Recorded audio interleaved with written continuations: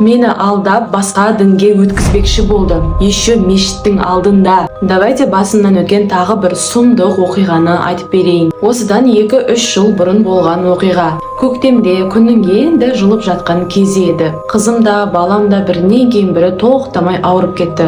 Мешітке барып оқытып келейінші дедім. Мешітке кіріп, балаларды оқытып, сыртқа шығып, такси шақырып күтіп тұрған кезім еді. Бір әйел пакетпен әртүрлі заттар сатып тұр екен. Атың кім, тұрмыс құрғасың ба, әу-мәу деп сұрады.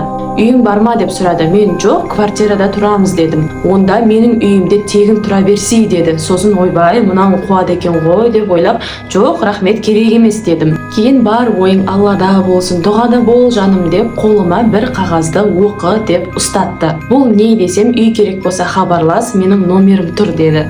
Бірақ ол номерден бөлек тағы орысша жазулар тұрды. Не жазылған деп оқып қарасам, христиандардың отец бірдеңе деп, в общем, христиан дінін қабылдайтын дұға екен. Яғни христиан дінін қабылдауға арналған сөздер. Мен сразу не бұл, неге бұны маған бердіңіз деп сұрасам, а чо, сол дінді қабылдамайсың ба не? Деп айтты. Жоқ, мен мұсылманмын десем, әкел онда деп берген қағазын алып қойды. Как раз біздің таксиіміз де келіп қалды, сонымен үйге кеттік. Түсінбеймін, неге бірінші Аллаға дұғада бол деп айтып алып, кейін христиан дінін қабылдатпақшы болды. Басқа діндерге деген ешқандай қарсылығым жоқ, бірақ бұндай біртүрлі трюктің не қажеті бар?